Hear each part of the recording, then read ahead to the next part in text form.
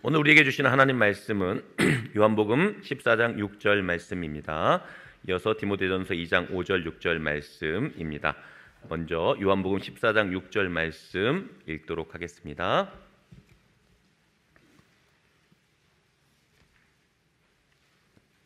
신약성경 172페이지에 나와 있습니다. 제가 하나님 말씀 봉독하도록 하겠습니다.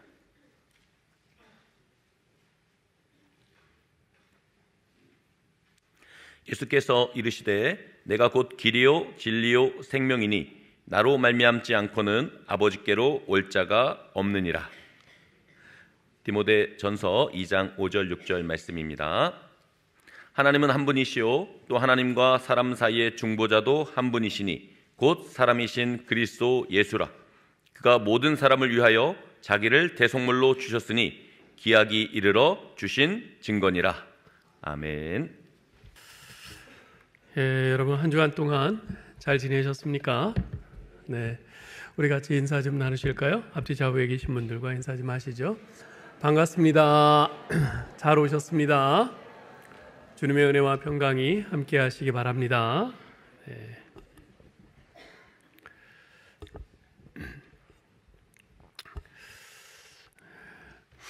올해 우리 교회 표가 믿음의 뿌리를 든든히 내리는 교회입니다. 믿음의 뿌리를 든든히 내리기 위해서 우리 기독교 신앙의 가장 중요한 핵심들을 우리가 분명히 알고 붙드는 것이 중요한데요. 그래서 지난 주부터 우리 기독교 신앙의 핵심이라 할 수 있는 5대 솔라, 즉 5가지 오직에 대해서 지금 말씀드리고 있습니다. 지난주에는 첫 번째로 솔라 스크립투라, 오직 성경에 대해서 말씀을 드렸고요. 오늘은 두 번째로 솔루스 크리스토스, 오직 그리스도에 대해서 좀 말씀을 드리려고 합니다. 이 오직 그리스도는 죄인이 하나님의 구원을 얻을 수 있는 유일한 길은 오직 예수 그리스도이시다라는 고백입니다. 죄인이 하나님의 구원을 얻을 수 있는 유일한 길은 오직 예수 그리스도이시다. 우리 같이 한번 읽어볼까요? 죄인이 하나님의 구원을 얻을 수 있는 유일한 길은 오직 예수 그리스도이시다. 아멘. 사도 바울은 오늘 본문인 디모데전서 2장 5절에서 이렇게 선포합니다. 읽어보죠. 하나님은 한 분이시요 또 하나님과 사람 사이의 중보자도 한 분이시니 그 사람이신 그리스도 예수라. 디모데전서 2장 5절입니다. 네. 오직 예수 그리스도만이 우리의 유일한 중보자요 구원자시라는 것입니다. 예수님께서도 스스로에 대해서 이렇게 선언하셨죠. 요한복음 14장 6절인데요. 읽어봅시다. 예수께서 이르시되 내가 곧 길이요 진리요 생명이니 나로 말미암지 않고는 아버지께로 올 자가 없느니라. 아멘. 사실 예수님께서는 자신의 정체성에 대해서 여러 가지 표현으로 말씀하셨습니다. 나는 생명의 떡이라. 나는 세상의 빛이라. 나는 양의 문이라. 나는 선한 목자라. 나는 부활이요 생명이라. 나는 참 포도나무라. 이런 선언들 하나하나가 듣는 사람들에게 커다란 충격을 주는 선언이기는 합니다만 사람들로부터 심한 거부감과 반발을 불러일으키지는 않습니다. 믿지 않는 사람들이라 할지라도 그런가 보다. 예수라는 사람이 자기 자신에 대해서 저렇게 주장했네. 이런 정도로 반응을 보이고 맙니다. 그런데 좀 전에 읽은 14장 6절 내가 곧 길이요 진리요 생명이니 나로 말미암지 않고는 아버지께로 올 자가 없느니라 라는 이 예수님의 선언은 그 어떤 자기 주장보다도 사람들로부터 심한 반발과 거부감을 불러일으키는 자기 주장이었습니다. 예수님의 이 선언이 그토록 듣는 사람들의 마음을 거북하게 하고 심한 반발과 거부감이 들게 하는 까닭이 뭘까요? 전적인 배타성 때문입니다. 예수님께서는 내가 곧 길이요 진리요 생명이다 라고 말씀을 하셨는데 영어로 표현하면 I am the way, the truth and the life 입니다. 여러 개의 길이 있는 가운데 하나가 아니라 오직 하나, 유일한 길이요, 유일한 진리요, 유일한 생명이라는 겁니다. 게다가 예수님께서는 거기서 한 걸음 더 나아가 나로 말미암지 않고는 아버지께로 올 자가 없다라고 말씀을 하세요. 다른 길은 없다는 겁니다. 다른 방법, 다른 답은 없다는 겁니다. 오직 예수님 자신만이 정답이요 유일한 출구라는 겁니다. 참으로 지독한 배타성이 아닐 수가 없는 거죠. 사실 예수 믿으면 구원받습니다 라고 말하면요, 사실 그렇게 심하게 반발하지는 않아요. 그러나 예수 믿지 않으면 지옥 갑니다 라고 말하면 대번에 반발을 합니다. 왜요? 그 말씀 속에 담겨있는 배타성 때문에 그렇습니다. 예수 아니면 안 된다, 예수만이 정답이다 라고 하는 이 전적인 배타성이 사람들이 마음속에서 거부감과 반발을 불러일으키는 거죠. 그리스도인이 아닌 사람은 얼마든지 그럴 수 있습니다. 왜요? 아직 예수 믿지 않으니까. 예수 믿지 않으니까 예수 안 믿으면 지옥 간다 그러면은 대번에 반발을 하죠. 그러나 예수 믿는다고 하는 그리스도인이라면 결코 이 말씀 속에 담겨있는 예수님의 전적인 그 배타성에 대해서 결코 거부감을 가져서는 안 됩니다. 어째서 예수만이 정답이야? 어째서 꼭 예수를 믿어야만 구원받을 수 있어? 산꼭대기 올라가는 길이 꼭 하나란 법은 없잖아. 동쪽으로 올라가도 되고 서쪽으로 올라가도 되고 남쪽으로 가도 되고 북쪽으로 가도 되고 그러는 것 아니겠어? 마찬가지로 열심히 믿고 착하게만 산다면 예수 믿어도 구원을 받고 부처 믿어도 구원받을 수 있고 알라를 믿어도 구원받을 수 있는 거 아니겠어? 그러니 누구든 자기가 믿고 싶은 신을 믿고 착하게만 살라고 해. 그들이 무엇을 믿건 상관하지 말고 우리는 우리가 믿는 예수만 잘 믿자고. 혹시 이런 생각 가지고 있는 분 있으세요? 세상 사람들은 그런 사람들을 무척 나이스하고 아주 쿨한 사람이라고 평가를 합니다. 심지어 그런 사람들이야말로 아주 다른 사람에 대한, 다른 종교인들에 대한 그 배려심을 가지고 있는 진짜 지성인이다, 이렇게 말하기도 합니다. 그러나 여러분, 세상 사람들이 뭐라고 말하건 그렇게 말하는 사람은 결코 그리스도인이 아닙니다. 왜냐하면 그리스도인은 예수님께서 하신 말씀을 그대로 믿고 따르는 사람인데, 그런 사람은 예수님의 말씀을 왜곡하고 있기 때문에 그렇죠. 그러나 오늘날 현실이 어떻습니까? 석가탄신일이 되면 천주교에서는 불교의 축하의 메시지를 보냅니다. 그에 화답하기라도 하는 듯 크리스마스, 성탄절이 되면 불교 조계종에서는요, 성탄절을 축하하는 현수막을 내걸어요. 이렇듯 서로를 인정하는 듯한 천주교와 불교의 모습은 세상 언론들로부터 종교적인 관용과 미덕으로 극구 칭송을 받습니다. 주요 일간 신문들은 하나님이 절에 가고 부처님이 교회 갈 때 비로소 평화 공존의 길이 열릴 것이라고 강평을 합니다. 물론 종교 간의 평화는 유지되어야 하지만 이러한 사회 분위기 속에서 오늘날 우리 한국 교회 안에 예수 그리스도를 통한 구원의 유일성에 대한 신앙이 점차 흔들리고 있어요. 이건 참으로 심각한 우려를 금할 수가 없는 일입니다. 한국기독교사회문제연구원에서 진행한 2019년 사회 현안에 대한 개신교인 인식조사에 따르면요, 이것은 이제 우리 개신교인들, 우리 기독교인들에게만 이제 설문조사를 한 건데요, 기독교에만 구원이 있다라고 응답한 사람은 절반에도 못 미치는 48.9%예요. 교회 다니는 기독교인들에게만 물어본 거예요. 기독교에만 구원이 있다고 생각하느냐? 그랬더니 그렇다고 한 사람이 48.9%밖에 안 돼요. 절반도 안 돼요. 한편 다른 종교에도 구원이 있다고 생각하냐? 물어봤더니 그렇다고 한 사람이 33.1%예요. 교회 다니는 예수 믿는 사람들한테 물었는데, 이것은 한국 교회 안에 예수 그리스도께서 유일한 중보자요 구원자이심을 부정하는 보편 구원론이 점점 더 많아지고 있다는 것을 보여주는 겁니다. 참으로 우려스러운 일이지요. 여러분, 우리 종교를 일컬어서 뭐라고 합니까? 기독교라고 합니다. 영어로는 Christianity라고 해요. 여기서 이 기독이라는 말은 그리스도를 한자어로 표기한 거예요. 따라서 기독교는 오직 예수 그리스도만이 유일한 중보자요 구원자이심을 믿는 종교라는 뜻입니다. 그게 기독교입니다. 이런 기준에서 볼 때 로마 가톨릭 교회는 기독교라 할 수 없습니다. 왜냐하면 로마 가톨릭 교회는 예수 그리스도가 구원자요 중보자이심을 믿기는 하지만 유일한 중보자요 유일한 구원자로는 믿지 않기 때문에 그렇습니다. 그들은 다른 중보자도 내세워요. 예수님의 어머니 마리아가 죄사함과 구원의 은혜에 있어서 중보 역할을 한다고 믿습니다. 그래서 마리아에게 은총을 구하면서 기도해요. 가톨릭의 미사에 참여해 보면요, 실제로 그들은 마리아에게 드리는 기도가 순서에 있어요.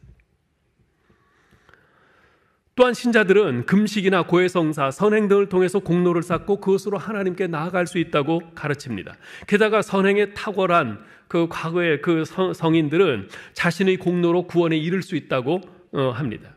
그리고 성인들의 그 남은 공로, 성인들이 자신의 구원에 쓰고 남은 그 공로, 그것을 이제 잉여 공로라고 말을 하는데요.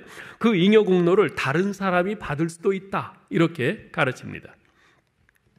교황과 사제들도 성례를 집행하기 때문에 구원의 은혜를 전달하는 중보 역할을 할 수 있다고 말합니다. 과거 중세 마렵에는 면죄부를 판매하면서 그 면죄부를 사는 그 돈이 그 헌금함에 떨어져서 쨍그랑하고 소리가 나는 순간 연옥에 있던 영혼들이 낙원으로 들어간다, 이렇게 선전하기도 했어요. 네. 이처럼 로마 가톨릭 교회는 예수 그리스도 외에 자기 선행이나 다른 사람의 공로를 통해서 하나님께 나아가고 구원을 받을 수 있다고 가르치기 때문에 자연히 예수 그리스도께서만이 유일한 중보자요 구원자가 된다고 하는 이 믿음은 현저하게 약화됩니다. 그렇지 않겠어요? 오직 예수님만이 우리의 구원자다. 그래야 그 예수님께만 매달리는데 뭐 예수님께 부탁해도 되고 마리아에게 부탁해도 되고 아니면 뭐 성인들한테 부탁해도 되고 또 자기가 선행으로 그렇게 해도 되고 길이 여러 개 있으니까 예수 그리스도에 대한 믿음이 약해지는 거죠. 그러한 로마 가톨릭 교회의 가르침은 성경 어디에서도 찾아볼 수 없는 비성경적이요 반성경적인 가르침입니다. 따라서 마틴 루터와 존 칼빈 등 오직 성경만이 우리의 신앙과 삶의 유일한 기준이요 표준이라고 믿는 종교개혁자들이 그러한 비성경적인 로마 가톨릭 교회와 결별을 선언한 것은 지극히 당연한 것이었죠. 종교개혁자들은 하나님께서 죄인들을 구원하시기 위해서 세우신 구주는 오직 예수 그리스도뿐이심을 강력하게 선포했습니다. 오직 그리스도라는 말은 우리가 구원 얻는 일은 그리스도만으로 완전하고 충분하다는 것입니다. 또 다른 중보자나 공로가 필요 없다는 것입니다. 이처럼 로마 가톨릭 교회는 그리스도를 믿지만 우리 기독교는 오직 그리스도를 믿습니다. 여러분 이 차이를 아셔야 됩니다. 로마 가톨릭 교회에서는 그리스도를 믿어요. 구원의 길 한 길로서 그리스도를 믿습니다. 그러나 그리스도 말고도 또 다른 중보자가 있다고 생각해요. 그러나 우리 기독교는 성경이 말씀하는 대로 오직 그리스도를 믿습니다. 예수 그리스도 외에는 다른 구원자, 다른 중보자는 없는 것입니다. 자, 그러면 어째서 오직 예수 그리스도만이 유일한 중보자요 구원자가 되시는 것일까요? 그 비밀은 바로 십자가에 있습니다. 여러분, 우리에게 구원이 왜 필요합니까? 우리가 죄인이기 때문에 필요합니다. 성경은 로마서 6장 23절에서 죄의 삭은 사망이라고 분명히 선언하고 있습니다. 따라서 죄인은 죄 문제가 해결되지 않는 한 영원한 사망, 즉 지옥에 갈 수밖에 없죠. 근데 죄 문제를 해결하는 길은 두 가지가 있어요. 하나는 내가 죄의 값을 치르는 것이고요. 다른 하나는 용서받는 것입니다. 예. 자, 여러분 우리가 빚진 것을 한번 생각을 해봅시다. 내가 누군가에게 빚을 졌어요. 그 빚이 청산되려면 어떻게 해야 돼요? 내가 그 사람에게 빚을 갚으면 되잖아요. 그렇죠? 또 하나는 그 사람이 나한테, 채무자가 나한테 네 빚 안 받겠다 그러면서 탕감해 주면 되잖아요. 그죠?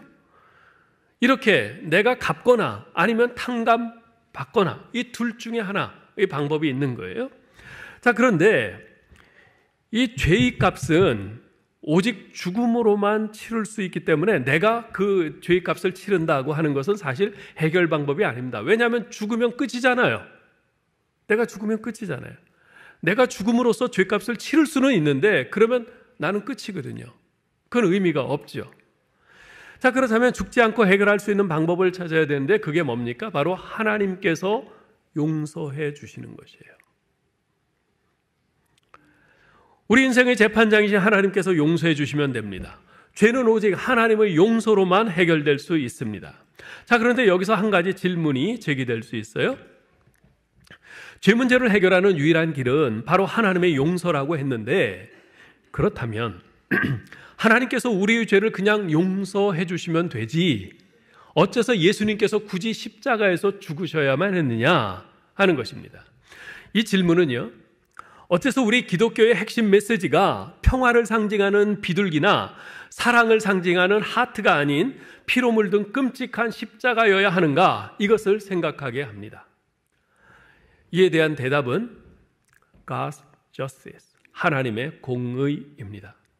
하나님은 공의로운 분이시기에 죄를 적당히 눈 감아줄 수는 없다는 사실을 웅변적으로 보여주는 것이 바로 십자가입니다. 하나님은 지극히 거룩한 분이세요. 하나님의 본성은 불의와 불법을 결코 적당히 넘어갈 수 없습니다. 하나님께 그렇게 적당하기를 요구한다면 그것은 하나님 되기를 포기하라는 말과 같습니다. 간혹 보면요, 신약에 나타난 사랑의 하나님을 강조하면서 범죄한 인간에 대해 진노하시고 벌하시는 하나님은 구시대의 유물인 구약의 하나님이다, 신약시대에 사는 우리와는 상관이 없는 하나님이야, 그렇게 주장하는 사람들이 있어요. 정말 그렇습니까? 20세기 최고의 복음주의 신학자 중에 한 사람인 제임스 패커는 하나님의 공의에 대해서 이렇게 말합니다. 하나님이 죄를 처벌하심으로 진노를 표출하는 것이 도덕적으로 의심스러운 것이 아니라 오히려 그런 식으로 그분의 진노를 보여주지 않으시는 것이 도덕적으로 의심스러운 것이다. 하나님이 모든 죄와 잘못에 대해서 마땅한 징벌을 내리지 않으신다면 그분은 의롭지 않다.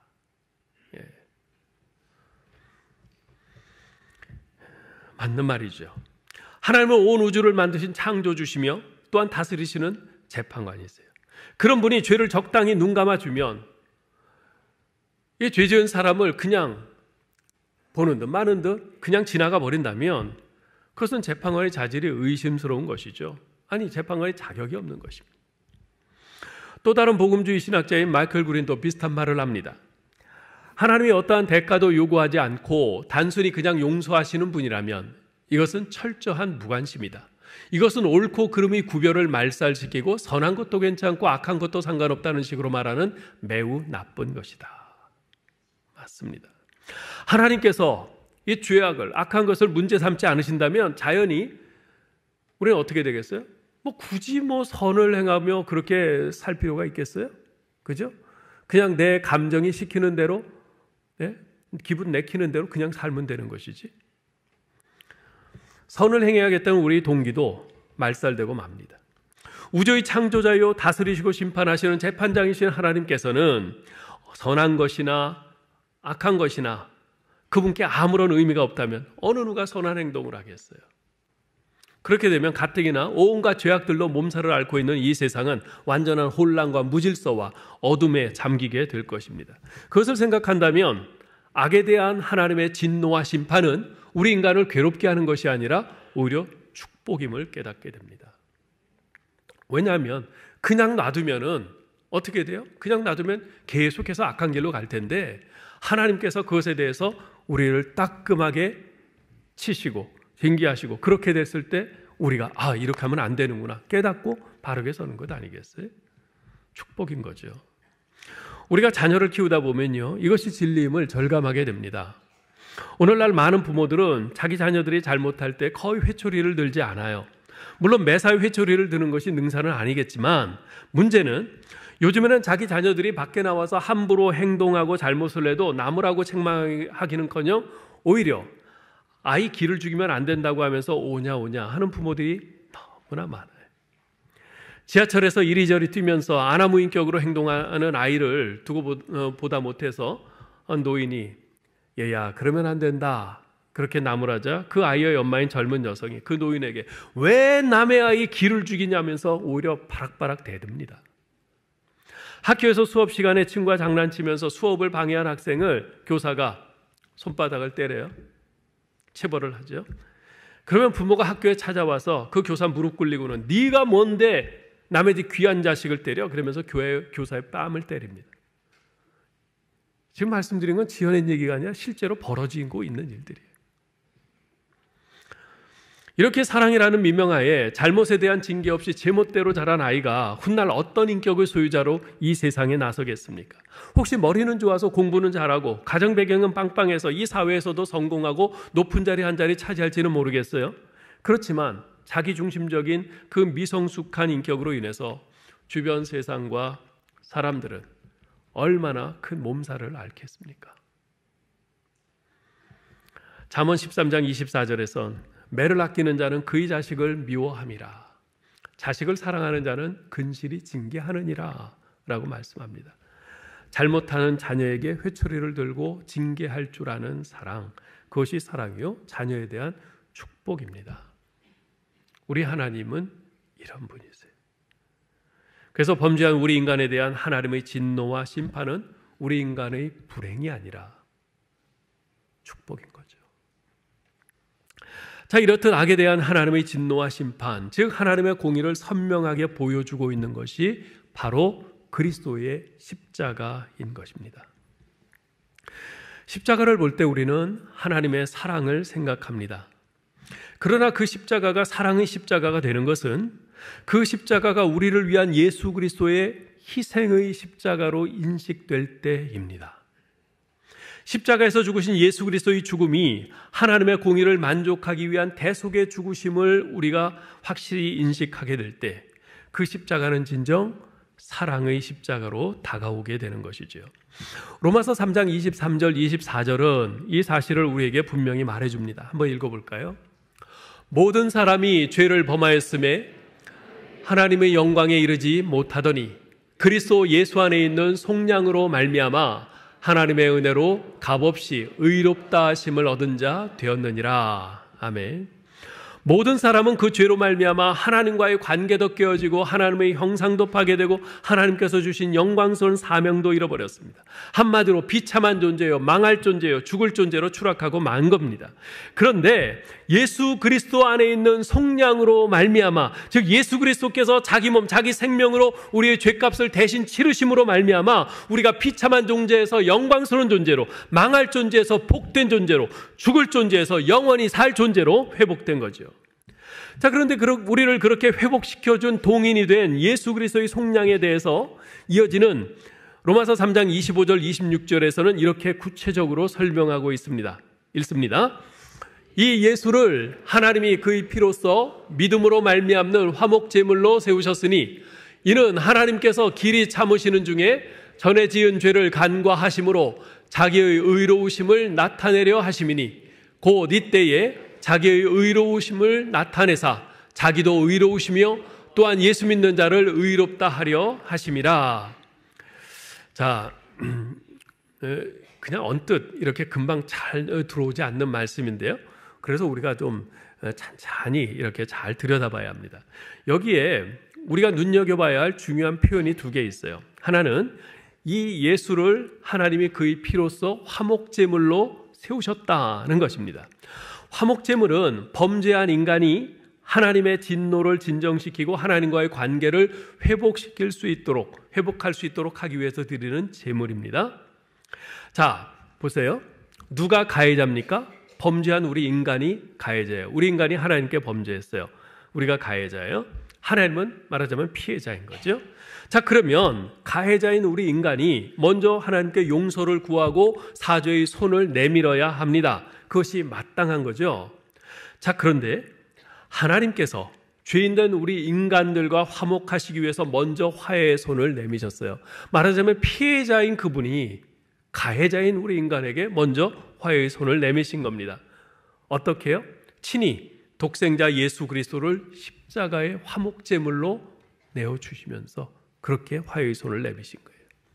그리고 예수님은 하나님의 어린 양이 되어 십자가에서 우리 죄인들을 대신해 자신의 생명을 드려 온전한 희생제물이 되셨습니다. 이를 위해서 예수님은 자기 뜻을 부인하시고 하나님 아버지의 뜻에 철저히 순종하셨죠. 우리가 눈여겨볼 또 하나의 표현은 26절입니다. 곧 이때에 하나님께서 자기의 의로움을 나타내사 자기도 의로우시며 또한 예수 믿는 자를 의롭다 하려 하심이라.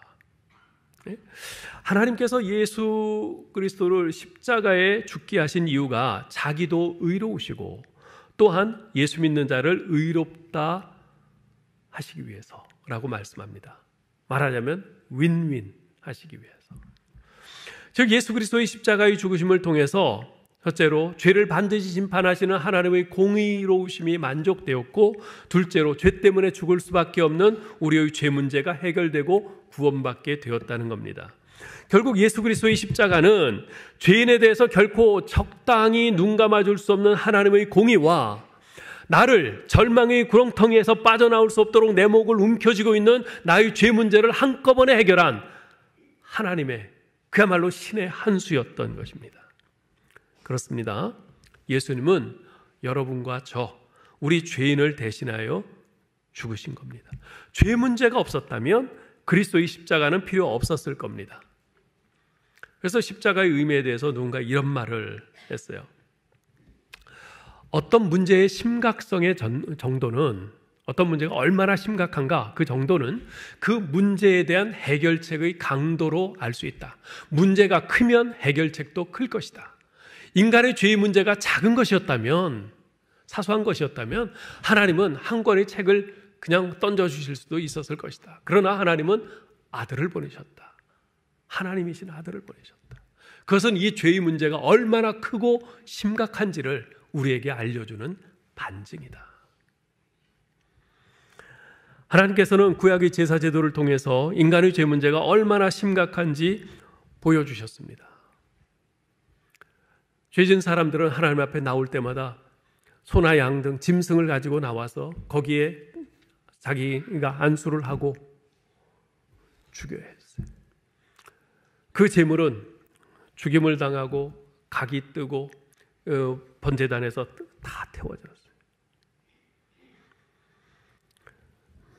신약에 와서는 예수 그리스도의 십자가 사건을 통해서 우리에게 요구하시는 하나님의 공의가 얼마나 높은 수준인지를 생생하게 보여주셨습니다. 죄는 너무나 심각해서 오로지 피 흘림을 통해서만 해결할 수 있고, 인간의 죄에 대한 근본적인 해결은 오직 하나님의 아들 예수 그리스도의 십자가 죽음 외에는 방법이 없었던 것입니다. 이 십자가는 단순한 죽음이 아니라 인간의 죄 문제를 해결하기 위한 하나님의 완벽한 희생 제사였습니다. 오늘날의 십자가는 어떻습니까? 아름다운 모습으로 장식되어 있어요. 사람들이 십자가를 금으로, 은으로, 거기에 다이아몬드를 박아가지고 액세서리로 만들어서 목에 걸고 다닙니다. 화려한 불빛으로, 조명으로 비춰집니다. 그러나 십자가를 자세히 들여다보면 참으로 어두운 면이 있어요. 십자가는 하나님께서 인간의 죄를 얼마나 싫어하시고 미워하시는지를 보여줍니다.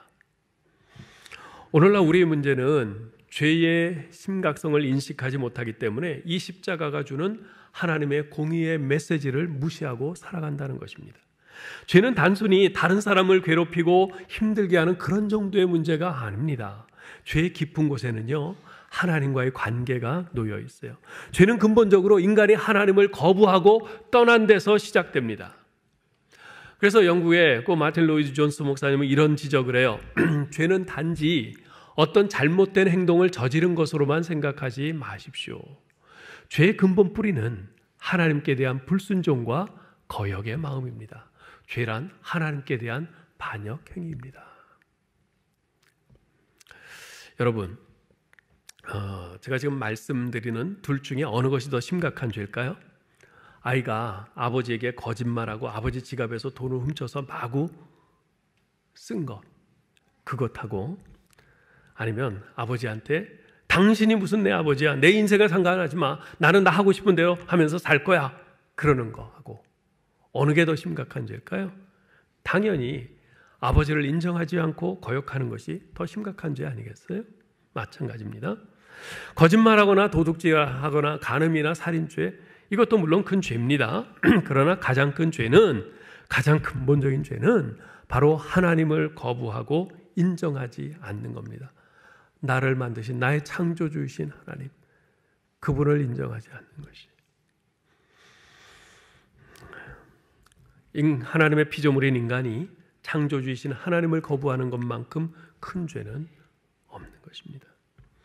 어느 날 한 율법사가 예수님께 나와 물었어요. 선생님, 가장 큰 계명이 뭡니까?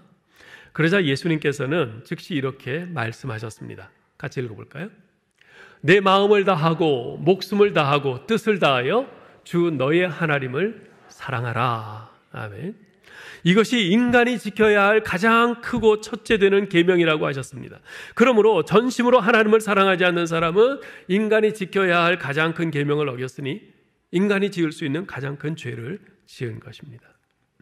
우리가 결코 치를 수 없는 죄의 무게, 죄의 값, 이 죄의 무게와 죄의 값이 그토록 엄청나기에 그것을 상쇄하기 위해서 바로 아무 죄 없으신 어린 양 예수 그리스도, 하나님이신 그분의 생명이 필요했던 것입니다. 즉 예수 그리스도께서 십자가에서 자신의 생명의 무게로, 자신의 희생의 값으로 우리의 모든 죄값을 치러주신 것입니다. 이것이 바로 하나님의 은혜입니다. 이것이 바로 우리 죄인이 의롭게 될 수 있는, 구원받을 수 있는 유일한 길인 것입니다.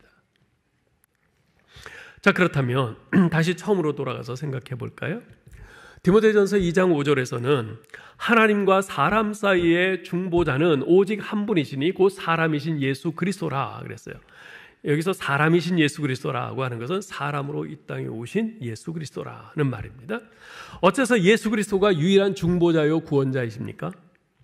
오직 그분만이 여러분과 저 우리의 죄를 대신해서 십자가에서 죽으셨기 때문입니다.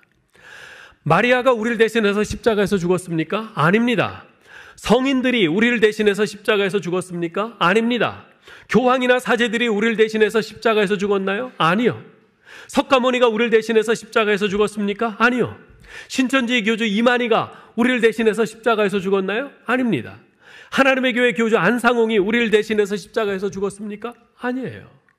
아니면 그 어느 훌륭한 목사가 여러분을 대신해서 십자가에서 죽었습니까? 아닙니다.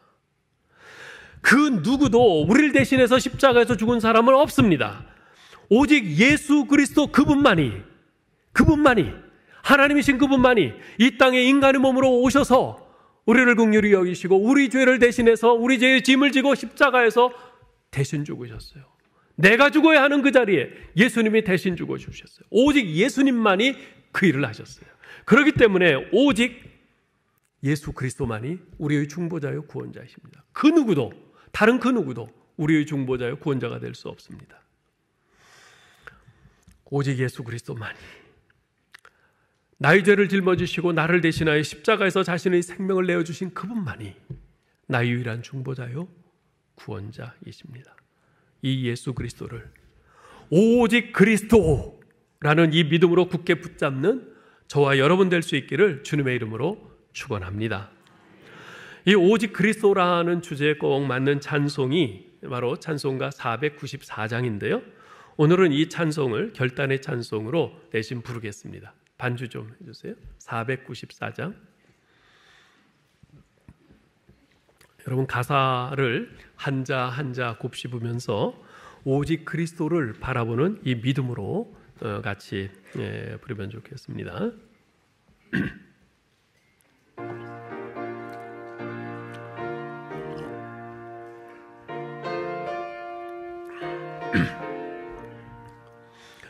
만세 반석 열리니 내가 들어갑니다. 장애 허리 상하여 물과 피를 흘린 것 내게 효험되어서 정결하게 하소서. 내가 공을 세우나 은혜 갚지 못하네. 쉼이 없이 힘쓰고 눈물 근심 많으나 구속 못할 죄인을 예수 홀로 속하네. 빈손 들고 앞에 가 십자가를 붙드네. 의가 없는 자라도 도와주심 바라고 생명샘에 나가니 나를 씻어주소서. 살아생전 숨쉬고 죽어 세상 떠나서 거룩하신 주 앞에 끝날 심판 당할 때 만세 반석 열리니 내가 들어갑니다. 여기서 만세 반석은 영원토록 무너지지 않는 반석을 말합니다.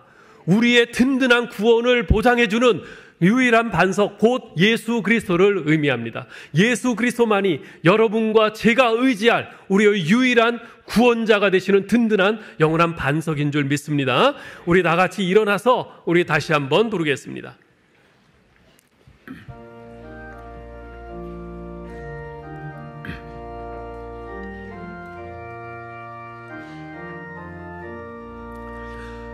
만세 반석 열리니 내가 들어갑니다. 장애 허리 상하여 물과 피를 흘린 것 내게 효험되어서 정결하게 하소서. 내가 공을 세우나 은혜가 갚지 못하네.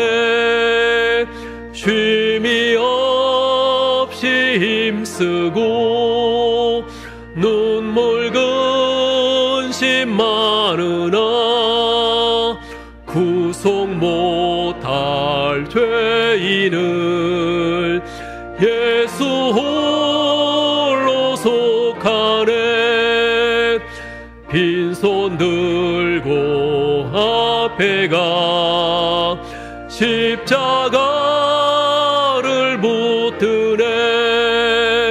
의가 없는 자라도 도와주심 바라고 생명샘에 나가니 나를 씻어주소서.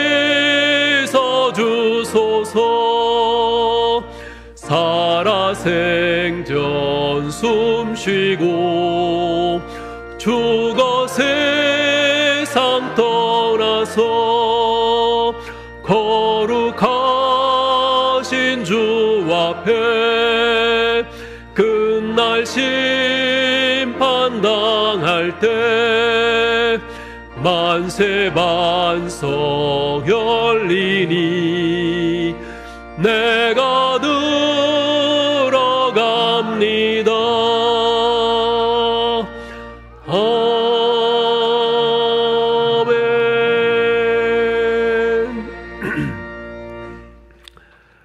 사랑하시는 하나님 아버지, 저희에게 구원의 만세 반석 되시는 우리 주 예수 그리스도를 허락하심을 감사드립니다. 아무 공로도 자격도 없는 저희들, 그저 죄 가운데 살다가 죄 가운데 죽어 멸망의 지옥으로 갈 수밖에 없는 저희들의 것만 저희를 불쌍히 여기셔서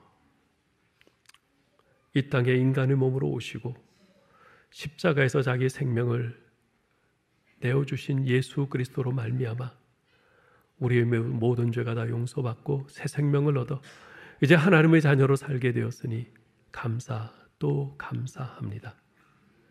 주여, 세상이 많이 어지럽습니다.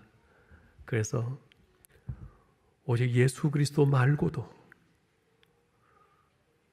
행복하게 살 수 있는, 아니 구원받을 수 있는 다른 길이 있다고 수많은 이단 사설과 또 온갖 정말 하나님을 반역하는 자들의 소리가 들려옵니다.